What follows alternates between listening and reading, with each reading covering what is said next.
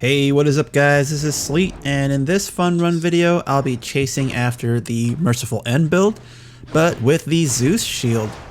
I got the idea to try this build thinking how OP it would be if I quartered my enemy with my shield, constantly applying doom, while I wailed on him with my Athena attack and triggering that doom. And as you saw in the intro, it works pretty damn well. As a refresher, the Merciful End build revolves around the Ares-Athena duo boon by the same name, and for this run I'll need Doom on my special, Athena on my attack, and then chase after the rest of these boons to make the combo strong. If you're trying the build for yourself, I would say that you will want to have at least gotten the prerequisites for Merciful End while in Tartarus, which are Ares' special and Athena's attack, or vice versa. Or else the chances of you hitting Merciful End gets pretty slim, so consider hitting that reset button and trying again. Even with a strong start in this run, I actually don't hit the duo boon until just before the Elysium boss fight.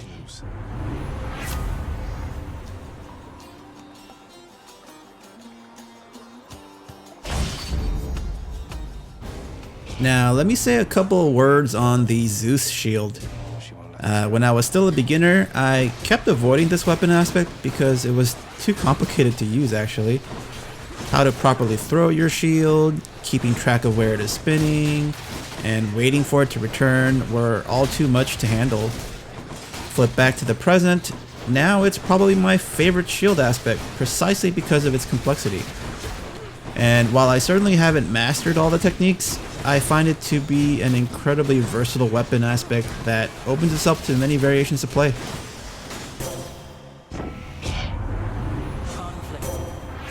Also definitely chase after the blinding flash boon so that you can trigger privilege status for that additional plus 40% damage. I'll send you screaming home to daddy. To name a few of the techniques, you could throw out your shield into stationary enemies and just let it hit continuously. Just take note of the distance it flies out from Zagreus to gauge correctly. Also, while your shield is hovering, you can actually hide inside of your shield for protection, since it can destroy enemy projectiles. If you have Athena's special, which is another great way to play this weapon aspect, your shield will also deflect those projectiles. Finally, you can recall your shield and let it follow you around. This can be extremely powerful if you can adjust your speed, and you'll see a good example of this later in the Theseus fight.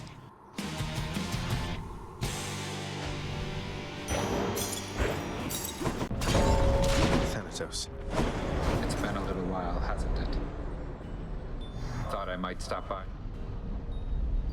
Who wants to be the first to die? Not me.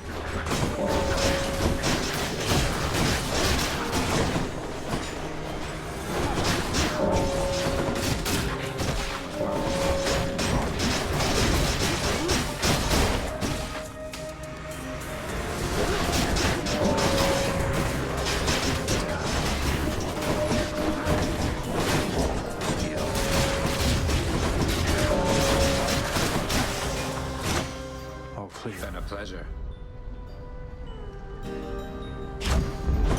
You held your own out there.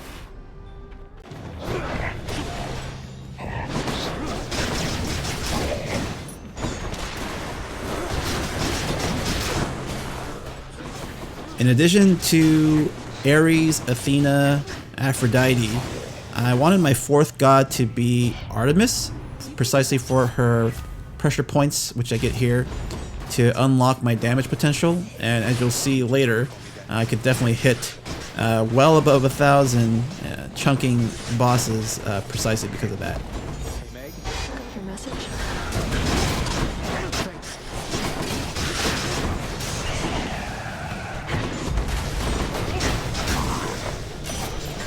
In the name of Hades.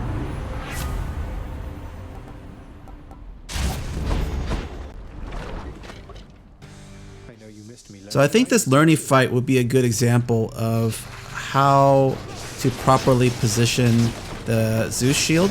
So here I'm trying to throw out the shield so that it'll perfectly land and stay stationary where Lerny is.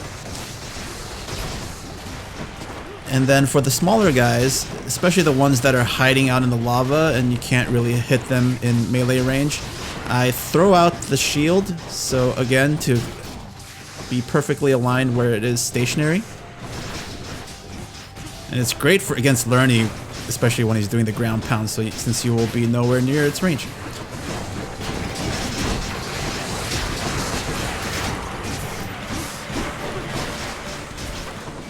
And then here, I am using the follow technique so as to hit multiple heads. And when I throw it out too, I try to throw it out in a way that it'll hit multiple heads. So watch here. I'm gonna dash over and then throw it forward like that.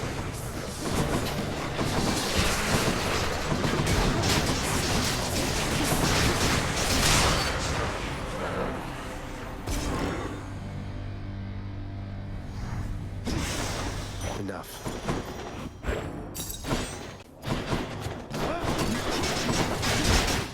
Another thing to note is that your attack actually knocks back enemies. And so one thing you can do is if you have your shield out and it's not quite aligned with where the enemy is, you can actually knock your enemy towards your shield. I'm not quite doing it here, but you see what I mean.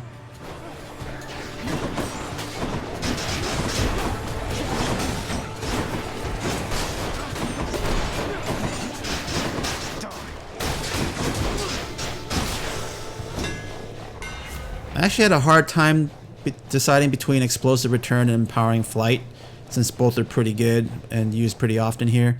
But I ended up going with Empowering Flight for that additional attack bonus. And because my shield is constantly spinning, and if I get in that ideal position where I corner an enemy and it's constantly spinning and I waylay with my attack, that is a constant plus 80% on the attack. So that's, and you'll see that actually in effect in the Hades fight later on, so stay tuned. Did what I had to do.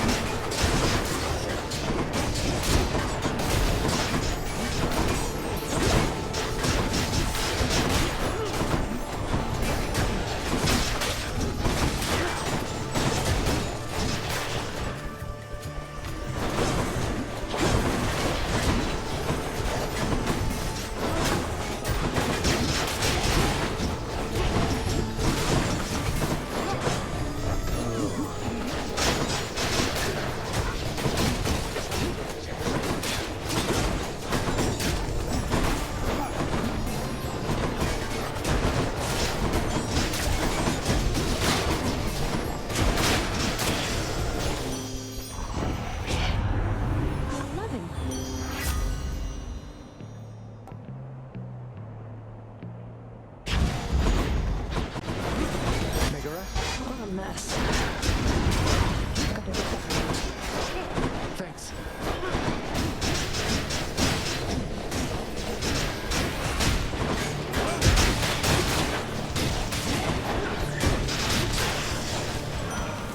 By this time I still don't have Merciful End, and since the mini boss rooms are the best chances I have to get it, I roll using my keys. I unfortunately don't get it. Thankfully I did get Impending Doom, however. But yeah, just for your guys' understanding, if you have a high level boon that you really want, like a duo boon or legendary, definitely use your re-rolls in mini boss rooms, as that's when you can maximize your chances. And here's another good example of why I like the Zeus shield compared to the other shield aspects. They can go right through and pierce through the shielded enemies right there, so I don't have to worry about them blocking my shield.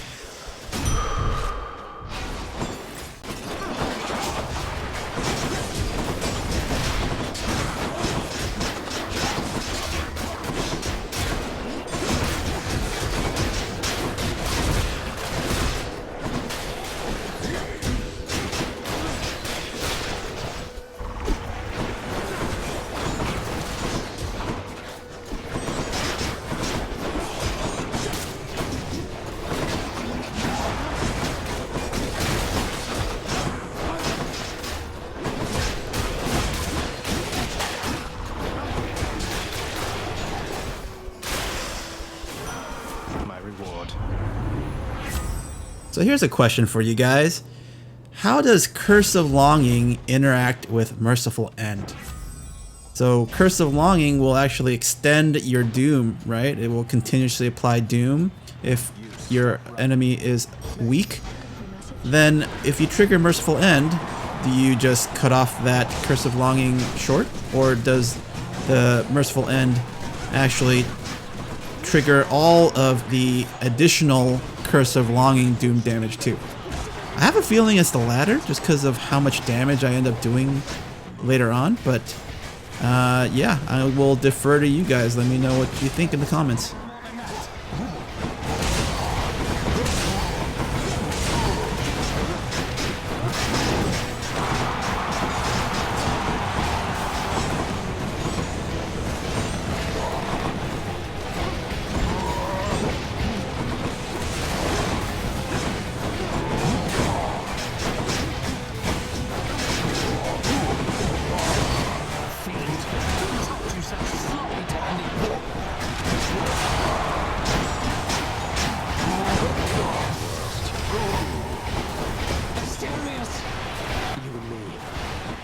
And here's that really good example of the follow mode that I talked about before. Look at that, perfectly in line with Theseus' speed. Olympus, I require your assistance now.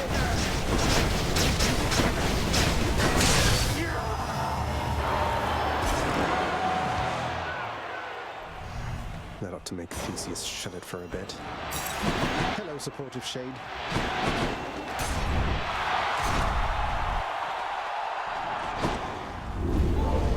Hurry up then, and I shall see you outside. I'm gonna take the Sigil of the Dead, dear old dad's keepsake here, for the extra damage. But if you still need that additional defensiveness to get you through the final boss, then you should definitely take one of those defensive boons. Should come in useful. Taking Empty Insight here for the Curse of Longing. And I always pick a mini boss room as my first room, just because those go by a lot more quickly. And not that I need to go fast, since I have still 13 minutes on the timer, but you know, that's the habit you guys should get into.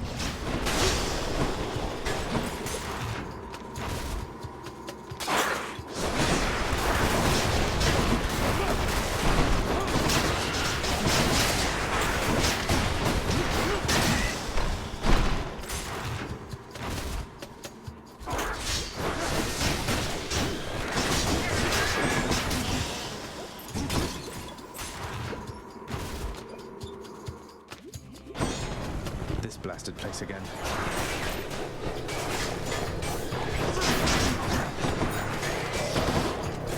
Blasted poison.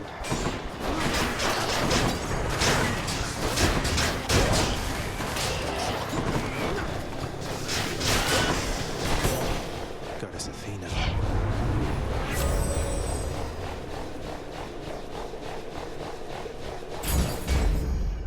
I'm back. Huh.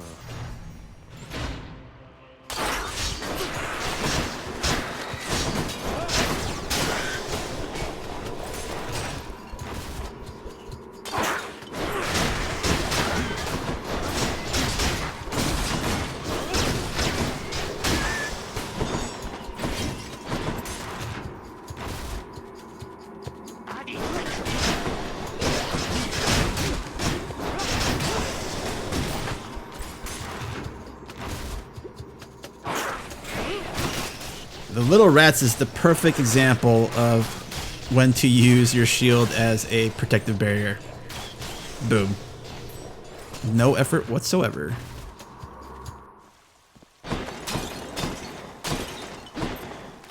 Something for Cerberus.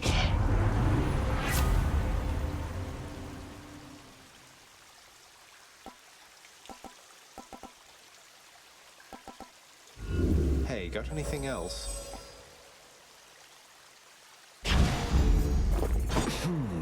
You hungry, Cerberus? I bet you are. I'll take it.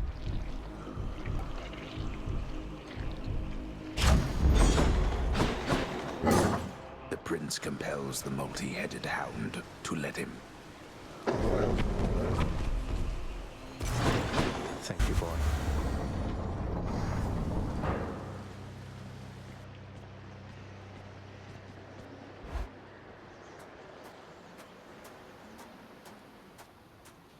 All right, this is it. You are predictable in your arrivals here.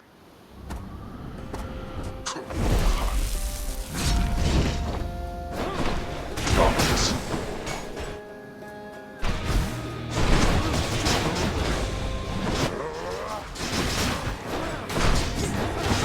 Darkness.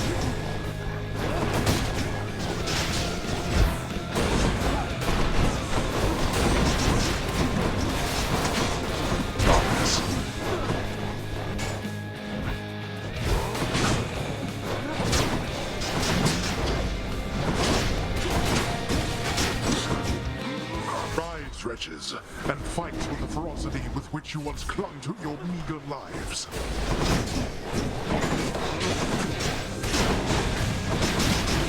Wake up, boy. Darkness.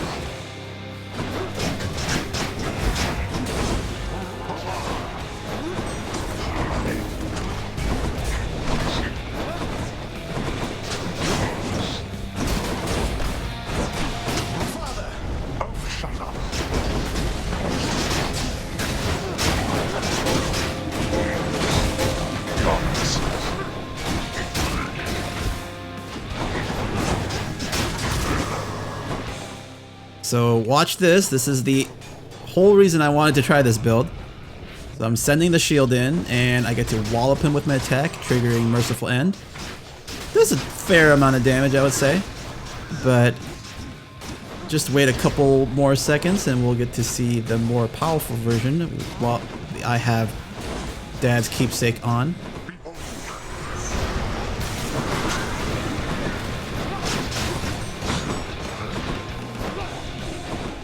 And this is what I mean by knockback with your attack. I'm actually doing the opposite. I'm knocking him out of my special, so don't do that. You test my patience.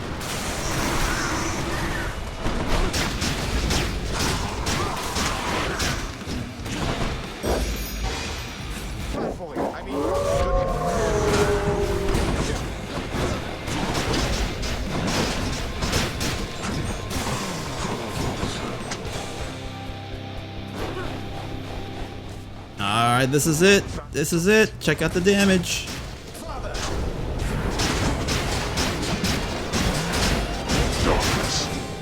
Oh yeah. Only if he didn't disappear, huh?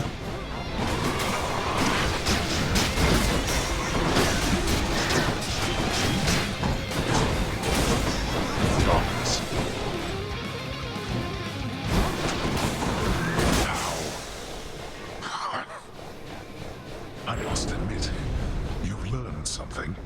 Let's do this again. I did it. And that's it. Hope you guys enjoyed that little spin on the Zeus shield using the Merciful End build. And yeah, see you guys in the next one.